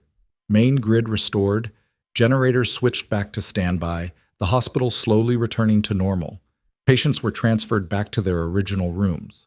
Security swept the building one last time. FBI agents took statements, collected evidence, and led the two detained men away in handcuffs. Elena stood in the main lobby, watching it all unfold, and felt like she was outside her own body. Someone touched her arm. She turned. Reeves. You need medical attention, he said, gesturing to her jaw. She touched it gingerly, swollen, probably bruised. I'm fine. You're not. Come on. He led her to a quiet exam room and made her sit while he checked her over, gentle, professional, nothing like the arrogant doctor who'd dismissed her 3 days ago. No fracture, he said finally, but you're going to have a hell of a bruise. I've had worse. I believe you. He stepped back, studying her. What you did out there, tackling an armed suspect, that was either the bravest or the stupidest thing I've ever seen. Probably both. Reeves almost smiled. Then his expression sobered. I was wrong about you. Not just wrong, blind. And I'm sorry. Elena looked at him. Really looked. Saw the sincerity there buried under layers of ego and insecurity and fear. Apology accepted, she said. He nodded, relieved. Then he left her alone. Elena sat in the exam room for a long time, staring at the wall, trying to process everything that had happened. The evacuation, the devices, the confrontation. The young man's face when he'd talked about his sister. Justice, he'd called it. But justice for who? Her phone buzzed. She pulled it out. A text from the lieutenant colonel. Heard what happened. You still have 72 hours. But after today, I think we both know what your answer's going to be. Elena stared at the message. Then she typed back, I need more time. His response came immediately. You don't have it. The world doesn't wait, Captain. Neither can we. She set the phone down and closed her eyes. Outside, the hospital hummed back to life. Inside, Elena Moss sat alone in the dark, wondering if the person she'd been trying to bury for 3 years was the only person who could survive what came next. Her phone buzzed again. Not the lieutenant colonel this time. A different number. A video file. She opened it. The footage was grainy, shot from a distance. But the location was unmistakable. Grandview Memorial's parking lot. The timestamp read 20 minutes ago. The camera panned across rows of cars, then zoomed in on one vehicle. Elena's car. Her breath stopped. The video continued. A figure in dark clothing approached the car, crouched near the rear wheel well, placed something underneath, then stood, and looked directly at the camera, smiled, and walked away. The video ended. Elena's hands were shaking as she forwarded it to Cross, to Vol, to everyone. But even as she did, she knew the truth. This wasn't over. It had just begun. And whoever was out there, watching, waiting, they knew exactly where to find her. Cross was running before Elena finished forwarding the video. She heard his voice barking into his radio, sharp, clipped commands that cut through the noise of the ER like a blade. Within 90 seconds, the parking lot was swarming with FBI agents and Vol's tactical team, all converging on her car like ants on spilled sugar. Elena stood in the doorway watching them work, her jaw throbbing, her hands still trembling from the adrenaline crash. She wanted to be out there with them, wanted to see what they'd find, but Cross had been explicit. Stay inside, stay visible, stay alive. Vol appeared beside her, face grim. Bomb squad's on the way. We're treating it as live until confirmed otherwise. How long? 10 minutes, maybe less. Vol's eyes flicked to Elena's face, to the bruise already darkening along her jawline. You should sit down. I'm fine. You're not. But I get it. Vol crossed her arms, watching the organized chaos outside. Whoever planted that device wanted you to see the video, wanted you scared. It's working. Good. Scared keeps you careful. Vol's radio crackled, and she lifted it to her ear, listened, then lowered it. They found it. Magnetic attachment under the rear axle. Same signature as the hospital devices. Elena's stomach dropped. Is it live? They're checking now. Vol paused. But Captain, this wasn't random. Someone followed you here, knew which car was yours, had time to plant the device and film it. That takes planning. You think it's connected to the 2 men you arrested? I think those 2 were the distraction. Vol's jaw tightened. The real threat is still out there. Before Elena could respond, Cross pushed through the entrance, his suit jacket askew, phone pressed to his ear. He ended the call and locked eyes with Elena. We need to talk, now. They found an empty office on the 2nd floor, some administrator's space, neat and sterile, with motivational posters on the walls that felt obscene given the circumstances. Cross closed the door and turned to face her. The 2 suspects we arrested, he said without preamble. Tyler and Marcus Bellamy. Brothers. Their sister, Jennifer Bellamy, died in the chemical plant explosion. I know, Tyler told me. What he didn't tell you, Sam, Cross pulled up something on his phone and turned it toward her, is that Jennifer wasn't just a worker. She was a safety inspector. And 3 weeks before the explosion, she filed a formal complaint about the plant's chemical storage protocols. Elena looked at the document on the screen. Official letterhead. Jennifer Bellamy's signature at the bottom. A detailed list of violations, each one flagged as critical. The company buried it, Cross continued. Reassigned her to a different department, claimed the violations were being addressed. They weren't. And when the plant went up, Jennifer was inside running an unauthorized inspection because she knew something was wrong. Elena felt sick. She was trying to stop it. Yeah, and she died for it. Cross pocketed his phone. Tyler and Marcus found out after the explosion. Found the complaint in her apartment along with notes she'd been keeping. They went to the company, to the media, to OSHA. No one listened, so they decided to make people listen. By targeting the hospital. By targeting the people they blamed for covering it up. The plant executives, the safety managers, the engineers. They were all treated here yesterday, all saved. Cross's expression was hard. And in their minds, you're complicit. Elena's throat tightened. I was doing my job. I know that, but they don't see it that way. Cross moved closer, lowering his voice. Here's the part that concerns me. Tyler and Marcus are amateurs. Angry, grief-stricken amateurs, they built crude devices from online tutorials and got lucky they didn't blow themselves up in the process. But the device on your car, that's professional grade. Magnetic trigger, remote detonation capability, clean assembly. Whoever planted that knows what they're doing. You think someone else is involved. I think someone used Tyler and Marcus as cover while they set up the real operation. Cross pulled out a tablet, swiped through surveillance footage. We've been reviewing security feeds from the hospital and surrounding area. Look at this. He showed her a clip from the parking lot camera, timestamp matching the video she'd received. A figure in dark clothing approached her car, crouched, worked quickly. But the angle was wrong. The camera only caught their back, never their face. Deliberate, Cross said. They knew where the cameras were, knew how to avoid them. Can you track them? We're trying, but they disappeared into the service alley behind the hospital and we lost them. He closed the tablet. Whoever this is, they're good, and they're not done. Elena's mind raced. The video was sent to my phone. How did they get my number? Good question. We're pulling your call logs, checking for breaches. Cross hesitated. But Captain, there's another possibility. What? Someone inside the hospital gave it to them. The words hung in the air like a guillotine blade. Elena thought about the staff she'd worked with for 8 months, thought about the nurses, the doctors, the administrators who'd dismissed her, ignored her, treated her like furniture. Would any of them betray her? She wanted to say no, wanted to believe it was impossible. But she'd been in enough war zones to know that betrayal didn't announce itself with fanfare. It just happened, quiet and devastating, when you weren't looking. Check everyone, she said quietly. Cross nodded. Already on it.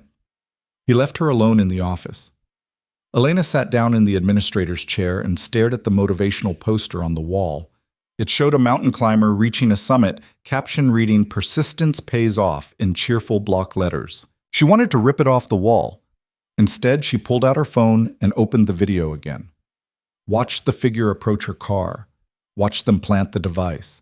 Watched them turn and smile at the camera. That smile. There was something about it, not manic, not unhinged, just calm, confident, like they knew exactly what they were doing, and like they wanted her to know it too. Her phone rang. Unknown number. Elena's pulse spiked. She answered. This is Moss. Silence. Then a voice, digitally distorted, gender unidentifiable. You got the video. Elena's blood turned to ice. Who is this? Someone who thinks you're wasting your potential.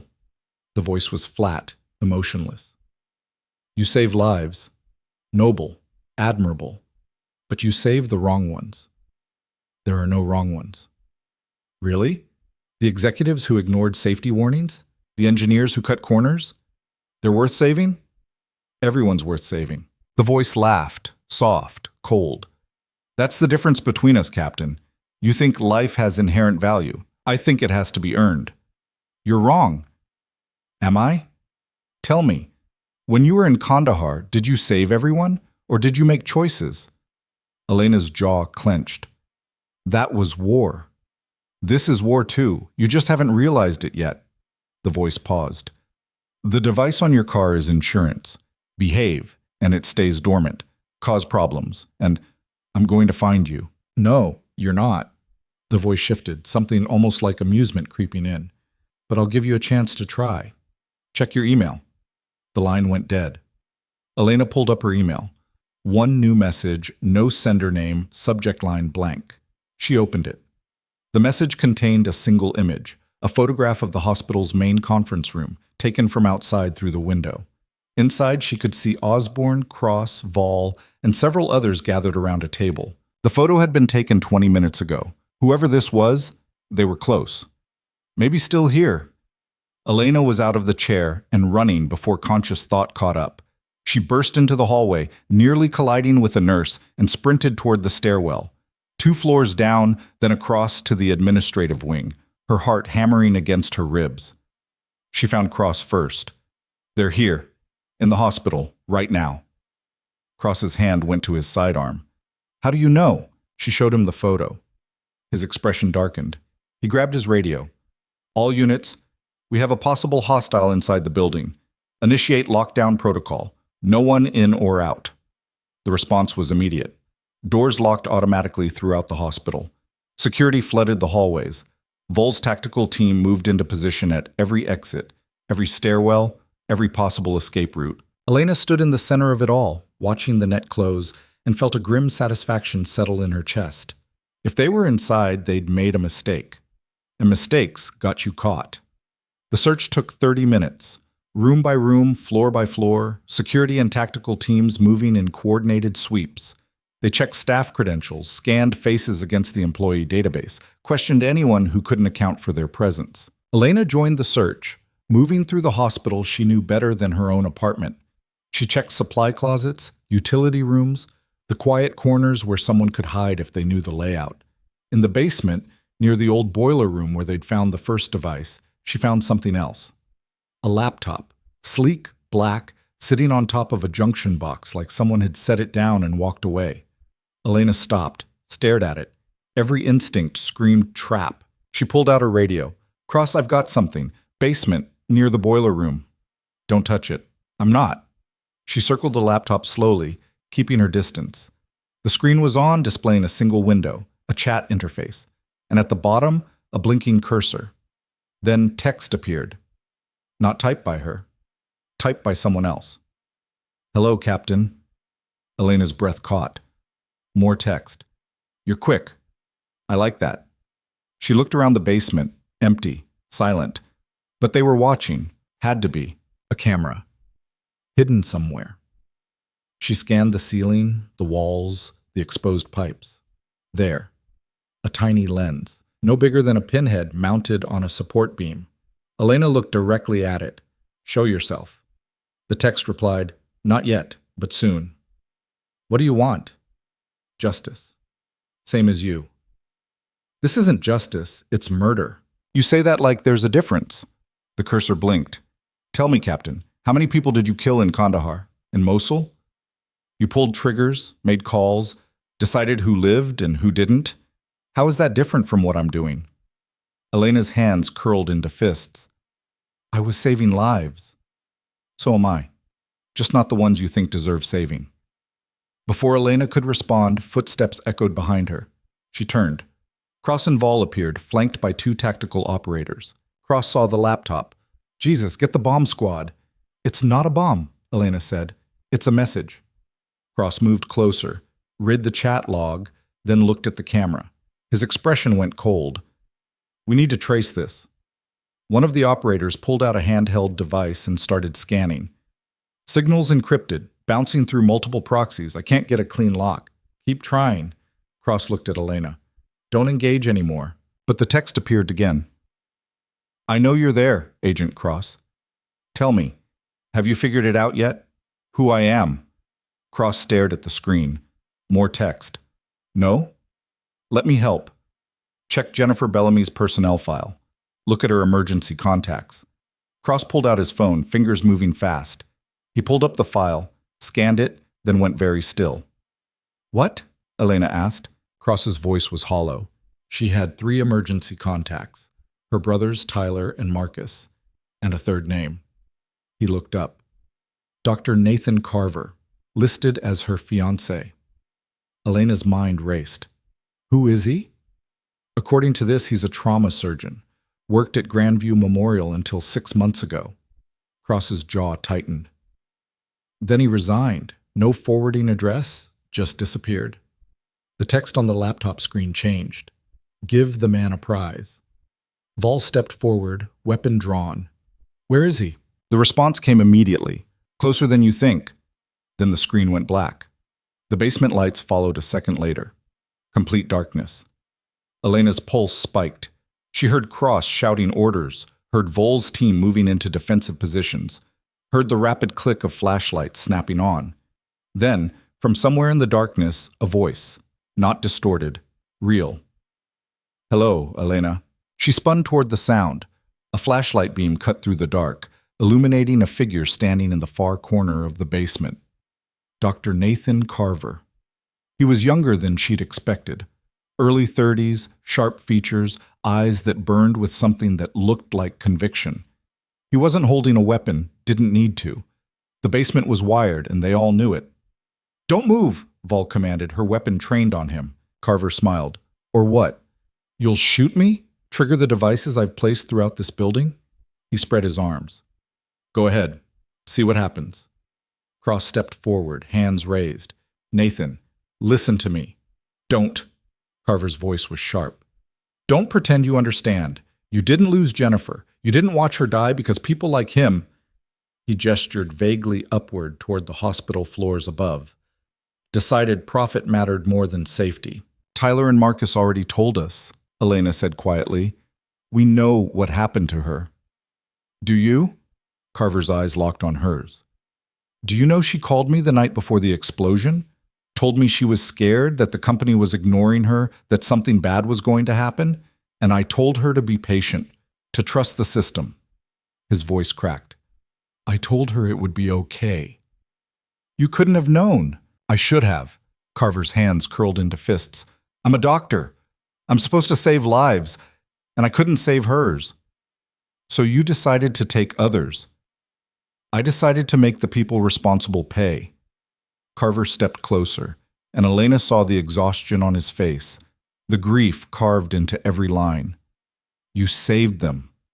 The executives, the managers, the ones who killed her. You kept them breathing. That's my job. Your job is to choose. You chose wrong." Elena held his gaze. "No, I chose to save everyone I could. That's not wrong. That's human." "Human," Carver laughed bitterly. "Jennifer was human. She had dreams, plans, a future, and they took it from her, so I'm taking it from them." Cross's voice cut through. "Nathan, this doesn't bring her back." "I know." Carver's smile was sad, broken. "But it makes sure she's not forgotten." Vol's grip on her weapon tightened. "Last chance. Surrender now." Carver pulled something from his pocket. A phone. His thumb hovered over the screen.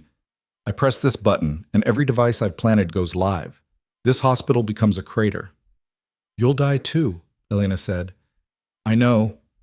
Carver's eyes were calm. "I made peace with that the day I lost her." The basement went silent. Elena could hear her own heartbeat, the shallow breathing of the tactical operators, the hum of the backup generators somewhere above. She thought about Jennifer Bellamy, about the complaint she'd filed, the warnings she'd given, the death she'd tried to prevent.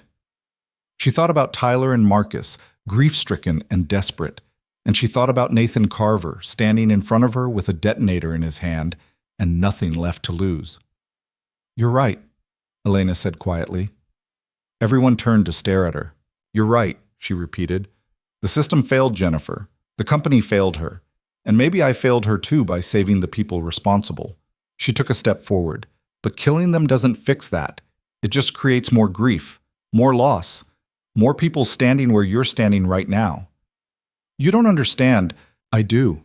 Elena's voice was steady. "I've stood exactly where you are. I've held dying soldiers in my arms and screamed at the universe because I couldn't save them. I've made calls that got people killed, and I've wondered every single day if I made the right choices." She paused. "But you know what I learned? Grief doesn't give you the right to destroy everything around you. It gives you the responsibility to be better." Carver's thumb wavered over the screen. "Jennifer filed that complaint because she wanted to save lives," Elena continued. "Not take them. If you do this, you're not honoring her memory. You're destroying it. She's gone. I know, and I'm sorry, but you're still here. You can still choose." Elena extended her hand. "Give me the phone, Nathan." Carver stared at her hand, at her face, at the operators surrounding him with weapons raised. For a long moment, nothing moved. Then his thumb shifted away from the screen, and he collapsed. Not dramatically, just crumpled, like a puppet with cut strings. The phone clattered to the floor, and Vol was on it instantly, securing it while her team moved in to restrain Carver. But he didn't resist. He just knelt there on the cold basement floor, hands behind his head, and wept. Elena stood watching him, her chest tight, her eyes burning. She wanted to feel triumph, relief, something. All she felt was tired. Cross appeared at her side. That was either brilliant or insane. Probably both. How'd you know he'd stand down? Elena looked at Carver being led away in handcuffs, his shoulders shaking with sobs. Because he didn't want to be a killer, he just didn't know how to be anything else. Cross was quiet for a moment. Then he said, "We'll need your statement." "I know." "And Captain—" He hesitated. "Thank you." Elena nodded. She didn't trust herself to speak. The next hours blurred together. Bomb squad cleared the remaining devices, 7 in total, all wired to Carver's phone, all disarmed. FBI agents swarmed the hospital, collecting evidence, interviewing staff, piecing together the timeline. Tyler and Marcus Bellamy were formally charged, their bail set impossibly high. Nathan Carver was taken into federal custody, facing charges that would put him away for the rest of his life. And through it all, Elena moved like a ghost, giving statements, answering questions, watching the machine of justice grind forward with mechanical efficiency. By the time the sun set, the hospital was quiet again. The lockdown lifted, staff returned to their routines, patients were moved back to their rooms. The emergency passed, cataloged, filed away. Elena stood in the parking lot beside her car, now cleared, the device removed, deemed safe. Cross had offered her a protective detail. She'd declined. She was unlocking the door when she heard footsteps behind her. Osborne. The director looked exhausted, her blazer wrinkled, her hair falling out of its usual perfect arrangement. She had a bandage on her temple from where Tyler had hit her. "You're leaving," Osborne said. "Heading home. Long day." "Moss?" Osborne stopped, seeming to search for words. "What you did today? In the lobby? In the basement? That was—" She trailed off. "I don't have words for it." "You don't need them." "I do. Because I owe you more than an apology." Osborne stepped closer. "I owe you an explanation. When you started here, I saw your resume, saw your experience, and I dismissed it. Told myself that military medicine was different from civilian medicine, that your skills wouldn't translate. But the truth is, I was intimidated. You were better than half my attending physicians, and I couldn't handle it." Elena stared at her. "Why are you telling me this?" "Because you deserve to know. And because I'm not going to make that mistake again." Osborne straightened. "I want you as Director of Emergency Services, full authority over the ER, trauma protocols, and disaster response. You'd oversee physicians, coordinate with external agencies, and have final say on critical decisions." Elena's breath caught. "That's a physician-level position." "Yes. And you're more qualified than most physicians I know." Osborne's expression was sincere. "I know I don't deserve your trust, but I'm asking for it anyway." Elena looked at the hospital behind Osborne, at the building where she'd spent 8 months being invisible, where she'd saved 53 lives in a single day, where she'd talked down a man with a detonator and stopped a massacre. She thought about the lieutenant colonel's offer, about the card sitting on her kitchen counter, about the voice that had asked, "Why'd you look so alive out there?" And she thought about Jennifer Bellamy, about Nathan Carver, about all the broken pieces grief left behind. "I need time to think," Elena said finally. Osborne nodded. "Take all the time you need. The offer stands." She turned to leave, then paused. "Moss, for what it's worth, I'm glad you're here. Not just today, every day." Elena watched her walk away. Then she got in her car and drove home through the darkening Austin streets. Her apartment was exactly as she'd left it. Clean, empty, safe. She dropped her keys on the counter and saw the lieutenant colonel's card still sitting there, waiting. Her phone buzzed. A text from an unknown number. "You did good today, Captain." Harmon. Then another from a different number. "Heard about Austin. Impressive. We should talk." Rivera. Elena set the phone down and walked to the window. Outside, the city sprawled in every direction, lights flickering on as night fell. Somewhere out there, people were living their lives, unaware of how close they'd come to disaster, unaware of the woman who'd stopped it. She thought about choices, about the ones she'd made, the ones she'd been forced into, the ones she still had to make. The truth was, she didn't know what she wanted anymore, but she knew what she was. Her phone rang, not Harmon, not Rivera, not Osborne, a number she recognized. Her sister. Elena answered. Hey, yourself, I saw the news. They're saying there was some kind of incident at your hospital." "Yeah, it's handled." You okay? Elena looked at her reflection in the window, saw the bruise on her jaw, the exhaustion in her eyes, the uniform she wasn't wearing anymore but couldn't seem to leave behind. I don't know, she said honestly. Her sister was quiet for a moment, then, You want to come visit? Take some time off? Maybe. The door's open. Always. They talked for a few more minutes, small talk, family gossip, the comfortable rhythm of people who knew each other too well to need scripts. When Elena hung up, she felt lighter. Not fixed, just less alone. She was making tea when her phone buzzed again. This time, it was an email. From Reeves. Subject line, You should see this. She opened it. The body contained a single link to a local news article published 2 hours ago. The headline read, Grandview Memorial nurse hailed as hero in hospital siege. Below it, a photo. Elena, standing in the parking lot during the evacuation, directing staff with one hand while holding a radio in the other. She looked focused, capable, nothing like the invisible woman who'd been dismissed for 8 months. The article detailed the events of the past 2 days, the mass casualty incident, the devices, the standoff with Carver. And through it all, one name appeared again and again, Captain Elena Moss. Reeves had added a note at the bottom of the email. They're finally seeing what I should have seen from day one. Proud to work with you. M.R. Elena closed the email and sat down at her kitchen table. The tea cooled, forgotten. The apartment was silent except for the hum of the refrigerator and the distant sound of traffic. She pulled the lieutenant colonel's card toward her, stared at the phone number. Then she picked up her phone and dialed. He answered on the second ring. Captain Moss. I need to know something, Elena said. Shoot. If I come back, if I take the recall, am I going to spend the rest of my career being told to stay in my lane? Harmon was quiet for a moment. Then he laughed, short, genuine. Captain, if you come back, you're going to define the lane. That's why we need you. Elena closed her eyes. I need 48 hours. You've got them, but Moss, yeah? Whatever you decide, you saved a lot of lives this week. That counts for something. Does it? It does to the people still breathing because of you. He paused. Sleep on it, Captain. We'll talk soon. The line went dead. Elena sat in the silence of her apartment, the card in one hand, her phone in the other, and felt the weight of 2 futures pressing down on her shoulders. One where she stayed, became director of emergency services. Built something here, in this hospital, with these people. One where she left, went back to the field, saved lives in war zones and disaster areas and places where chaos was the only constant. Both futures were real. Both were possible. And she had 48 hours to choose. She was still sitting there, frozen in indecision, when her phone buzzed one final time. Unknown number. Again. Her pulse spiked. She answered, expecting Carver's distorted voice, expecting another threat.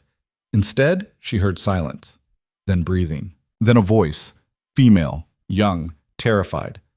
Is this Captain Moss? Elena's grip tightened on the phone. Yes. Who is this? My name is Sarah Kimball. I'm a nurse at Methodist Hospital, and I think... The voice broke.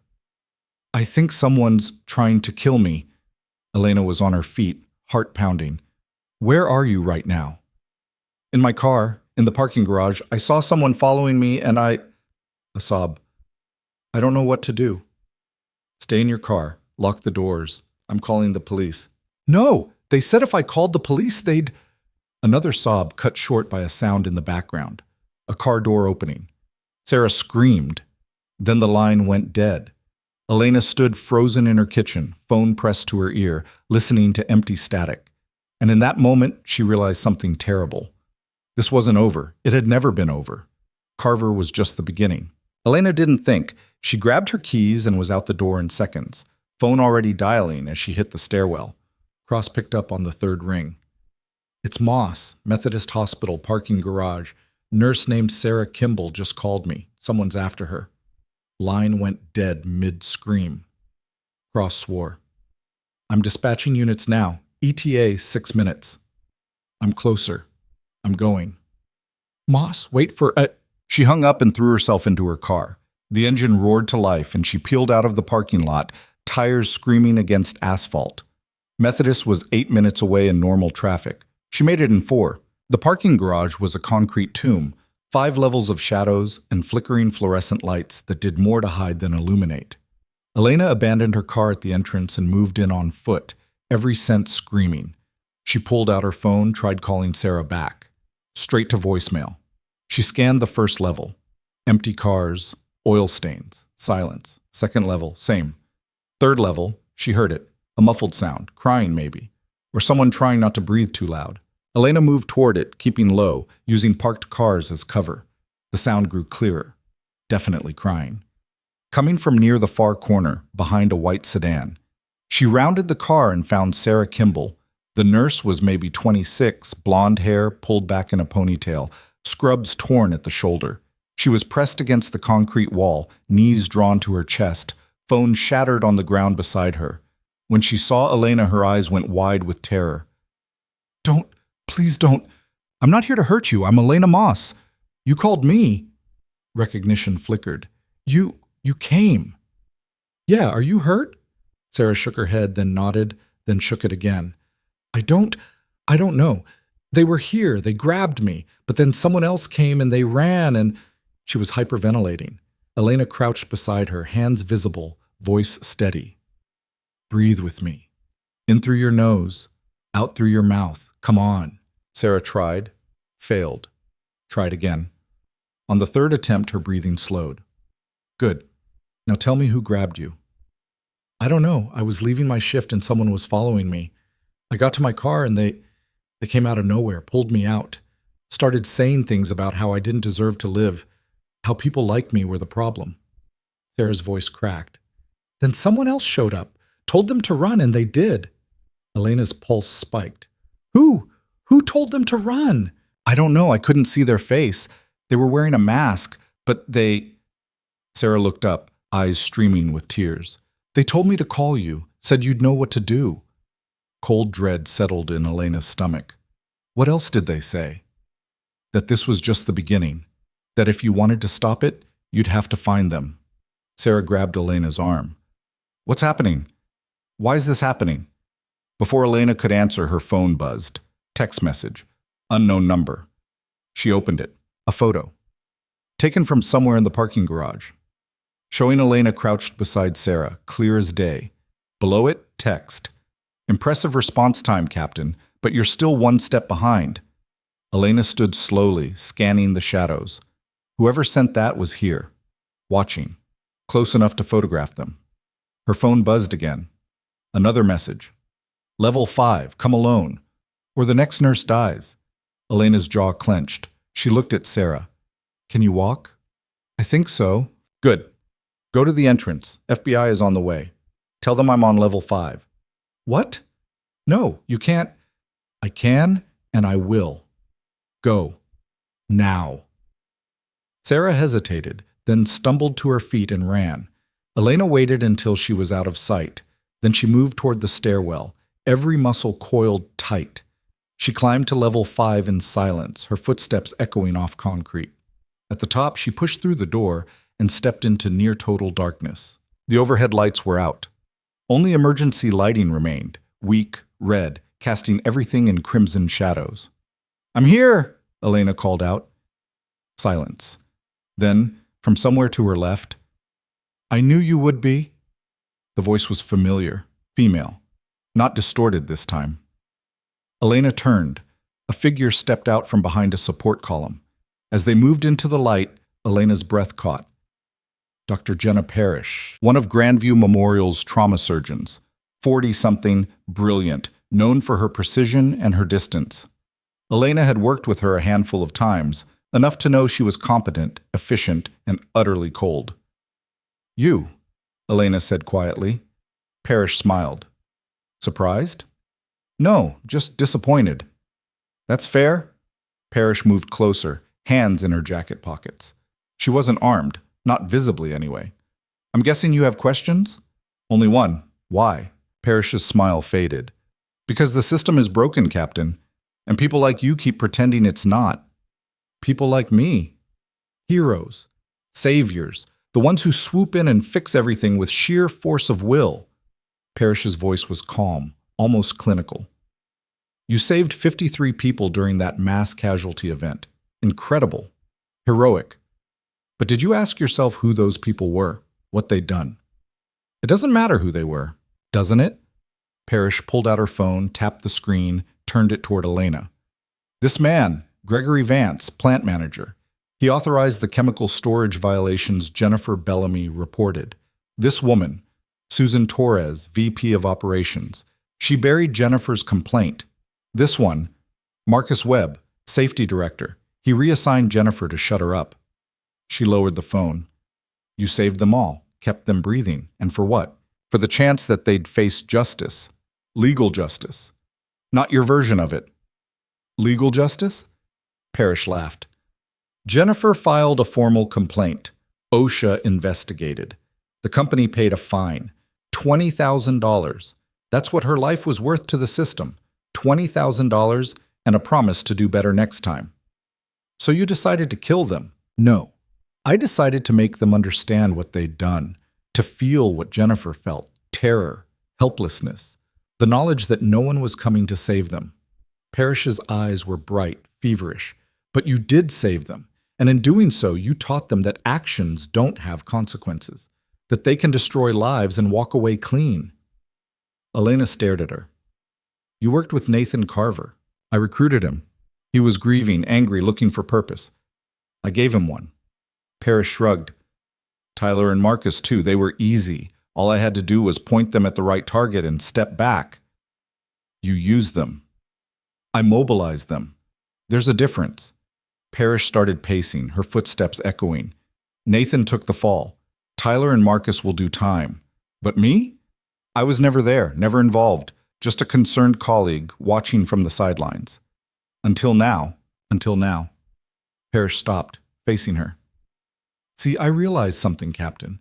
You're the real obstacle, not the executives, not the company. You. Because as long as people like you exist, people who save everyone without judgment, without distinction, the broken ones will never learn. They'll never change. They'll just keep destroying, knowing someone will always put them back together. Elena's hands curled into fists. So what's your plan? Kill every nurse who does their job? No, just make an example of enough that the rest start thinking twice. Parrish pulled her hand from her pocket. Not a weapon, a syringe. Starting with you. She moved fast, faster than Elena expected. The syringe came up, aimed at Elena's neck, but Elena was faster. She caught Parrish's wrist, twisted, drove her knee into the surgeon's midsection. Parrish gasped and stumbled back, the syringe clattering to the ground. Elena didn't give her time to recover. She closed the distance, grabbed Parrish's jacket, and slammed her against the concrete column. What's in the syringe? Elena demanded. Parrish smiled through bloodied teeth. Potassium chloride. Enough to stop your heart in under a minute. You're insane. I'm practical. Parrish's eyes blazed. You think you're the hero of this story, Captain. You're not. You're the obstacle. The reason nothing ever changes. And when you're gone, she didn't get to finish. Elena pulled her away from the column and threw her to the ground. Parrish hit hard, the impact driving the air from her lungs. Elena stood over her, breathing hard. You want to talk about consequences? Here's yours, you're done. Everything you've built, every lie you've told, it's over. And you're going to spend the rest of your life in a cell thinking about how you became exactly what you claimed to hate. Parrish tried to laugh. It came out as a wheeze. You can't prove anything. I don't have to. You just confessed and... Elena pulled out her phone, held it up so Parrish could see the screen. I've been recording since I got here. The color drained from Parrish's face. Footsteps pounded up the stairwell. Cross burst through the door, weapon drawn, FBI agents behind him. He took in the scene, Elena standing, Parrish on the ground, the syringe nearby, and his expression hardened. Secure her, he ordered. 2 agents moved in, hauling Parrish to her feet and cuffing her hands behind her back. She didn't resist, just stared at Elena with something that looked like disbelief. How? She asked quietly. Elena met her eyes. Because I learned a long time ago that the real enemy isn't the people doing their jobs. It's the ones who think they're above accountability. Cross stepped forward, holding an evidence bag for the syringe. Dr. Jenna Parrish, you're under arrest for attempted murder, conspiracy, and about a dozen other charges I'm going to enjoy reading to you. He nodded to his agents. Get her out of here. They led Parrish away. She didn't look back. Elena stood in the red-lit darkness of the parking garage and felt something inside her finally settle. Not peace, not satisfaction, just clarity. Cross approached. You okay? Yeah. Sarah Kimball's giving a statement downstairs. She corroborates everything. He paused. Parrish have any other accomplices we should know about? I don't think so. She worked through proxies, kept herself clean.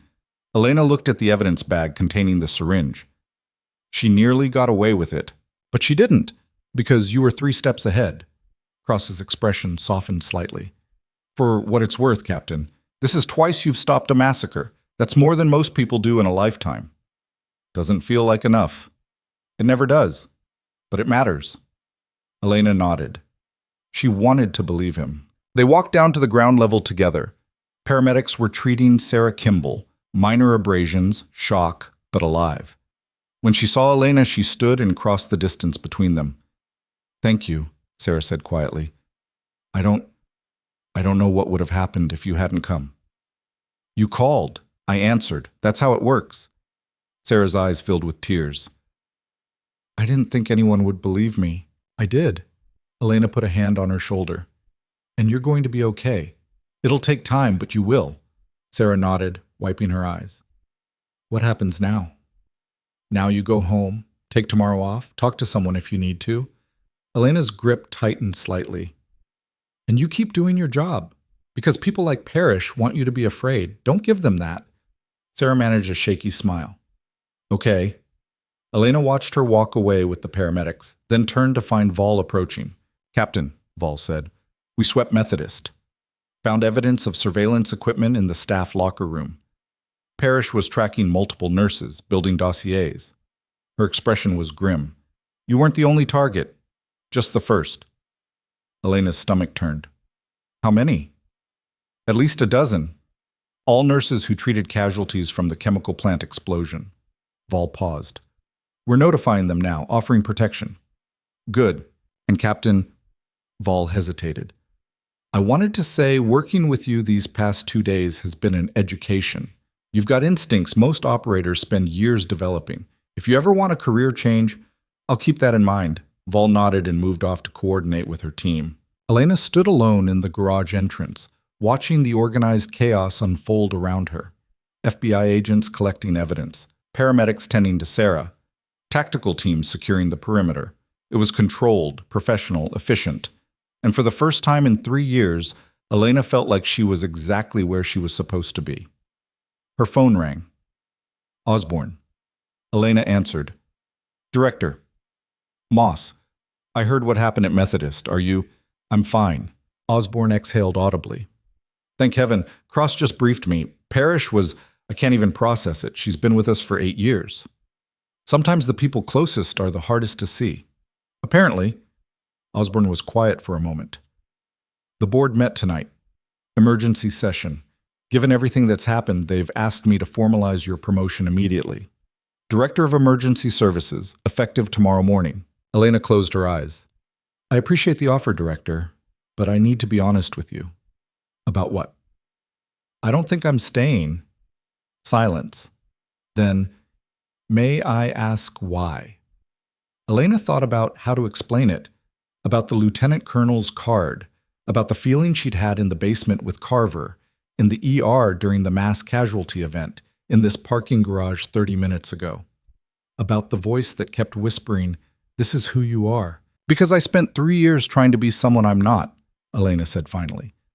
I thought if I could just be quiet enough, invisible enough, I could have a normal life, but that's not who I am. I'm the person who runs toward the crisis, not away from it, and I think it's time I stopped apologizing for that. Osborne was quiet for a long time. Where will you go? I don't know yet, but I'll figure it out. Well, Osborne's voice was thick. For what it's worth, Moss, this hospital is better because you were here, even if it was only for 8 months. Thank you. And if you ever change your mind, You'll be the first person I call." They said their goodbyes and Elena hung up. She stood there for a moment, phone in hand, and felt the weight of the decision settle over her. It wasn't easy, wasn't clean, but it was right. She was dialing before she fully decided to. The lieutenant colonel answered immediately. "Captain Moss." "I'm in," Elena said. "Just like that?" "Just like that. What do you need me to do?" She heard the smile in his voice. "Report to Joint Base San Antonio next Monday, 800 hours. Bring your medical certifications and be ready to deploy within 30 days. "Understood." "Welcome back, Captain. We've missed you." The line went dead. Elena stood in the parking garage, phone still pressed to her ear, and felt something she hadn't felt in 3 years. Purpose. The next few days passed in a blur. Elena submitted her resignation to Grandview Memorial. 2 weeks' notice, professional and courteous. Osborne accepted it with grace, though Elena could see the disappointment in her eyes. Reeves shook her hand and told her she was making a mistake. Patel looked like he wanted to say something but couldn't find the words. Daniels just nodded and said, "Go kick some ass, Captain." The FBI wrapped their investigation. Nathan Carver was charged with terrorism, attempted murder, and conspiracy. Tyler and Marcus Bellamy faced similar charges, though their sentences would likely be lighter given their cooperation. Jenna Parrish was held without bail, facing life in prison. The trial would take months, maybe years, but the outcome was inevitable. The hospital held a press conference. Osborne stood at the podium and detailed the events of the past week, the mass casualty incident, the siege, the thwarted attack. She praised the staff, the tactical teams, the FBI. And then she did something Elena hadn't expected. She named her. "Captain Elena Moss," Osborne said, looking directly at the cameras, "served 4 tours as a combat medic before joining our staff. She coordinated the response to the chemical plant explosion, evacuated our ICU under threat, and personally stopped 2 separate attacks on this facility. She saved countless lives. And while she'll be leaving us to return to active service, her impact on Grandview Memorial will be felt for years to come." The press erupted with questions. Osborne fielded them calmly, redirecting attention away from Elena and toward the broader investigation. But the damage, or maybe the good, was already done. Elena's phone exploded with messages, her sister crying with pride. Former Army colleagues she hadn't spoken to in years congratulating her, even a few reporters asking for interviews, which she declined. But the message that mattered came from someone unexpected. "Sarah Kimball, I saw the press conference. Thank you for everything. You showed me what it means to be brave. I'm going back to work tomorrow. Because of you." Elena stared at the message for a long time. Then she typed back, "You were already brave. You just needed a reminder." On her last day at Grandview Memorial, Elena cleaned out her locker and said her goodbyes. It was quieter than she'd expected. Most of the staff was working, and she preferred it that way. No fanfare, no speeches, just a clean exit. She was walking to her car when she heard footsteps behind her. Reeves. "Thought you'd leave without saying goodbye," he asked. "Thought I already did." "You shook my hand. That's not a goodbye." He moved closer, hands in his pockets. "Look, I know I was a bastard to you, more than once, and I know an apology doesn't erase that. But I want you to know, watching you work changed me, made me realize I'd been so focused on being right that I forgot to be good." Elena studied him, saw the sincerity there mixed with lingering shame. "You're a good doctor, Reeves. Just remember to listen to the people around you. They might surprise you." "Already learning that." He extended his hand again. "Good luck out there, Captain." She shook it. "Same to you, Doctor." She watched him walk back into the hospital, then got in her car and drove away. Her apartment felt strange as she packed. Like a temporary stop she'd somehow mistaken for a destination. She boxed up books, clothes, the few possessions she'd accumulated. Most of it would go to storage. The rest would come with her. On her last night, she sat on the floor of her empty living room and thought about the past 3 years, about the quiet she'd sought, about the person she'd tried to become, about all the ways she'd been wrong. She wasn't meant for quiet. She was meant for chaos. And maybe that was okay. Her phone rang. "Rivera. Captain Moss. Confirming you for Monday, 0800. "Confirmed." "Good. I'm sending you the briefing materials tonight. Review them before you arrive." Rivera paused. "And Captain, I'm glad you're coming back. We need people who don't break under pressure. I break, Elena said quietly. I just don't stay broken.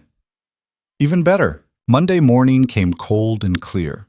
Elena drove to Joint Base San Antonio with the sunrise at her back, her duffel bag in the trunk, and a sense of rightness she hadn't felt since she'd left the service 3 years ago.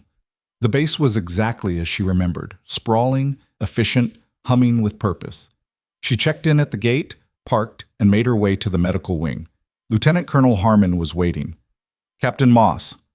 Right on time. Sir? He extended his hand and she shook it.